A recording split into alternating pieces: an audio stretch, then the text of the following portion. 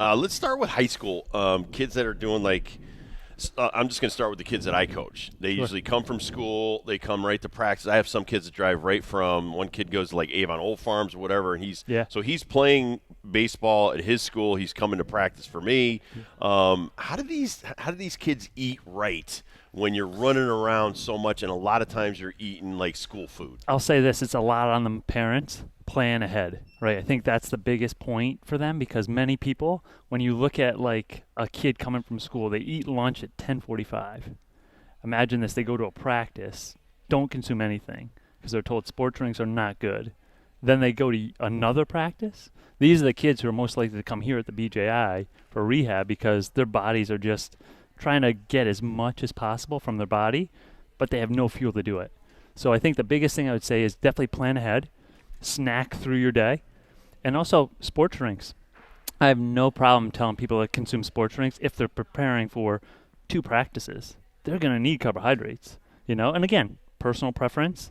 If you're a person where you don't like the ingredients that are in that one, there's another one that's going to fit your needs. But you need things like sodium and other things that you're burning off, especially the calories you're going to burn. 100%. And the other part is you have to think, is this person's expending so many calories, and how old are they? 15, 16, right.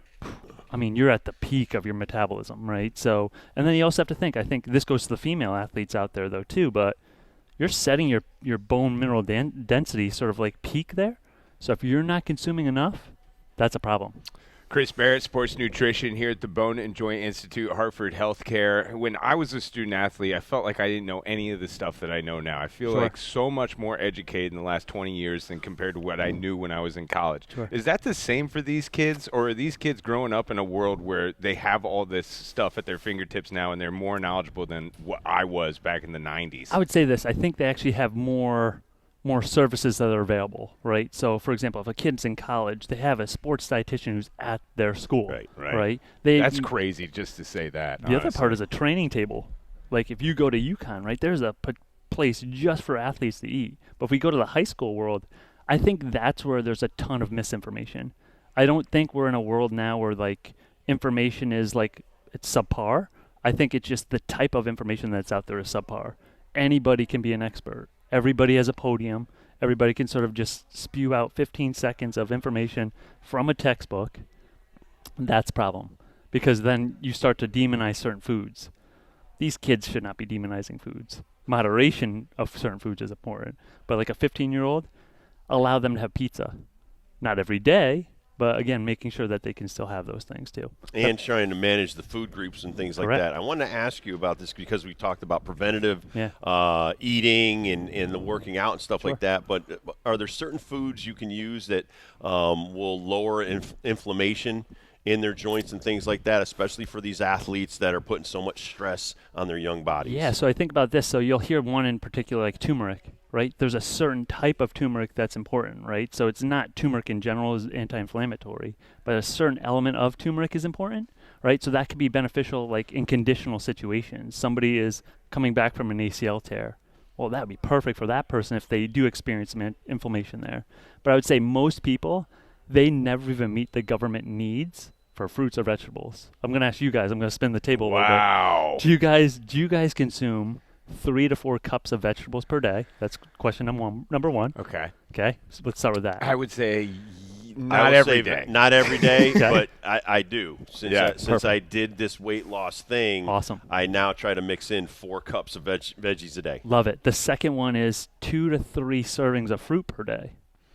No way. Right? No, yeah. Because I think I'm just going to generally look at it, right? We've demonized certain fruits. Yep. Right? But if you look at that, if you consume those types of fruits, vegetables, and a good variety, that's going to be a pretty good anti-inflammatory diet.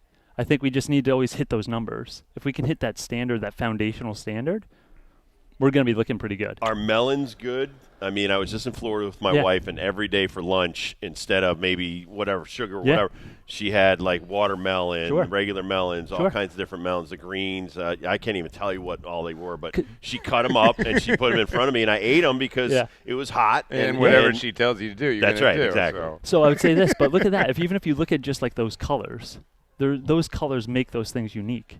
We have totally lost that information related to nutrition. What is the thing that makes that thing that unique?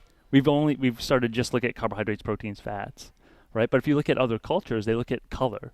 They look at like what about the phytochemicals in those things? So like the amount of like phytochemicals for the people that aren't aware of that. Yeah, like you and me. That's that's the chemicals that are in plants that are health beneficial. So you've probably heard of like flavonoids. Yes. Right? That's one of those phytochemicals. So those are the types of things that we totally forget about, and we're so worried about the sugar content of a certain fruit.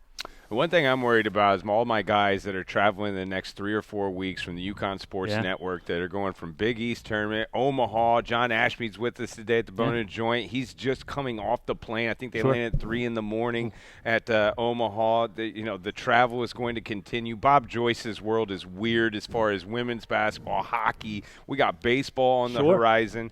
Timing of things. You guys were talking about kids and just, the schedule kind of dictates when you can eat. And for these guys, man, they cannot have breakfast at a certain time, lunch at a certain time, dinner at a certain time. How do they do it? Well, I think it's just to get into that pattern, right? So breakfast doesn't always have to be at 8, but maybe you had a later day. Maybe you wake up at 10. Maybe your dates are just later, right? So you just shift everything a little bit back where like game starts at 7. Maybe your dinner's at 6, right? And then maybe your lunchtime maybe is at like 2. So just having that pattern is important. But you also have to think, these guys that are traveling now, and Dibs, I'm sure you're aware of this too, traveling as an athlete is a grind, right? So like the basketball player going to the NBA, right? They finish a game at 9:30. They don't get done out of the place by like 11. Right. Okay, lucky. then they get to travel, right? And then they're at their hotel by 3 a.m. They're going to go through exactly what an athlete goes through. Absolutely. So that's why there's sports dietitians with these teams to help sort of give that pattern for sure. All right, we're talking to Chris Barret, dietitian for Hartford Healthcare Bone and Joint Institute. Talk about older people, especially the weekend warriors and things like that, gearing up. The weather is going to start getting warm here in March and April. They're going to want to get back out there, golfing, tennis, running, things like that. Yep. Should you prepare your body for what you're about to attack? Totally, and I would say nutrition is a big part of that, especially the older adults, right? And one of the big messages I give to anybody who's the age of 60, 65, 70, the goal shouldn't be weight loss.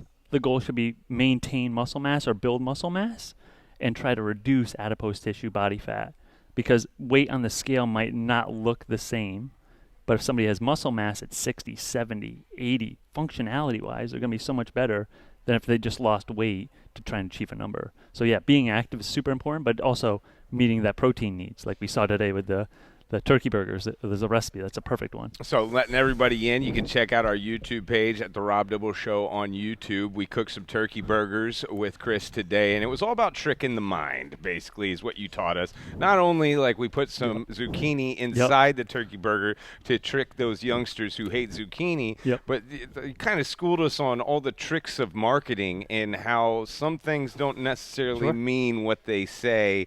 Whole grain is what you're looking for as far as bread, multi-grain or whole wheat, a little bit different than the whole grain. But give us some more of those tips that you're teaching us in the kitchen. So I think that's one of those things. Carbohydrates are sort of demonized now, but finding the correct types of carbohydrates are important, right? So the breads that we were talking about, the first ingredients are going to be those whole grains, and they're going to be listed. You shouldn't really see much of those other sort of types of like enriched flours, at least until later on, but those should not be in those first few ingredients if you're looking for a whole grain. All right, school us on what you're doing back there. Yeah. You're saying like we're one of the guinea pigs of some of the cooking classes that are upcoming here at the Bone and Joint Institute. Tell us what's up in store here in the future. Yeah, so we're starting to kickstart some of the cooking classes again. So we love it because, again, trying to educate people on how simple preparing meals are. Yeah. We're going to be looking at classes of like effectively meal planning. How do you do that, right? And how to do that with price in mind, but then also simplicity, right? So we think the more people can actually do it consistently, the better off they're going to be. And simplicity doesn't lack sophistication. So that's the whole point of these cooking classes, to make it simple, but also to make it doable every single day. Is there a part, we're talking to Chris Barret from the nutrition aspect and the dietitian here at Hartford Healthcare. Somebody can go on the website to look up some of these recipes and things like that? Yeah, so we do that. And then the other thing we're going to do is we'll probably put it up to the Hartford Healthcare website or the YouTube stuff, but also just my name, Chris Barret RD. We can find it there as well.